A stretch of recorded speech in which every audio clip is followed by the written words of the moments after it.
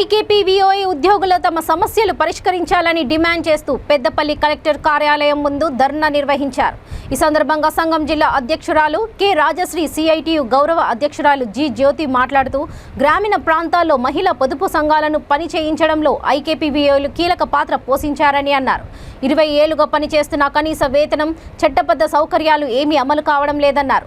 తెలంగాణ రాష్ట్రం వచ్చిన తర్వాత రాష్ట్ర ప్రభుత్వం సెల్ఫ్ ఉద్యోగులుగా గుర్తిస్తారని, వేతనాలు పెరుగుతాయని ఆశించారని, కానీ ప్రభుత్వం ఏ నిర్ణయం తీసుకోకపోవడంతో వేతనాలు పెరగక, కుటుంబ అవసరాలు తీరక తీవ్ర ఆర్థిక ఇబ్బందులు పడుతున్నారని వాపోయారు.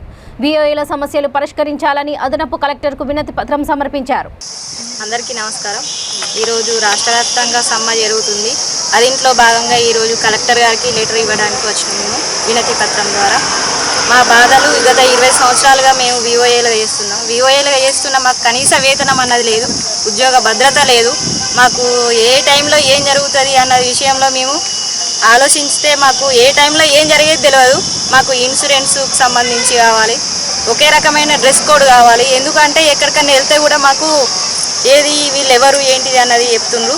మాకు ఒకే రకమైన డ్రెస్ కోడ్ కావాలి, ఇన్సూరెన్స్ కావాలి. మాకు కనీస వేతనం 26,000 రూపాయలు మేము డిమాండ్ చేస్తున్నాం. మాకు ఇప్పుడు నిత్యావసర వస్తువులు పెరిగిన వాటి ప్రకారంగానే మేము అడుగుతున్నాం కనీస వేతనంగా. ఇంకా ఇన్సూరెన్స్కు సంబంధించి మాకు ఖచ్చితంగా కావాలి. మళ్ళీ తర్వాత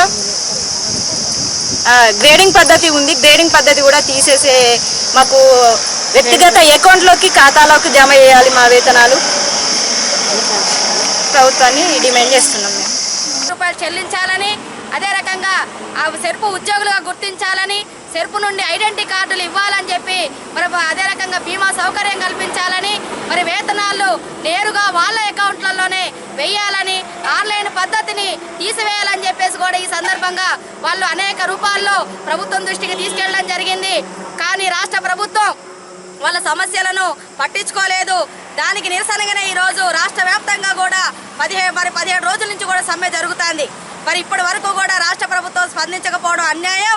ఇప్పటికైనా సరే వీఓఏలను మరి చూడాలి, రాష్ట్ర ప్రభుత్వం వాళ్ళ సమస్యలను అర్థం చేసుకోవాలి, వారికి కూడా వారి సమస్యలు పరిష్కరించాలని చెప్పేసి తెలంగాణ ఐకేపీవీఓఏ ఉద్యోగుల సంఘం మరి సిఐటి తరఫున మేము డిమాండ్ చేస్తున్నాం. లేకుంటే మాత్రం ఈ సమ్మెను ఉధృతం చేస్తామని చెప్పేసి కూడా ఈ సందర్భంగా మేము తెలియజేస్తున్నాం.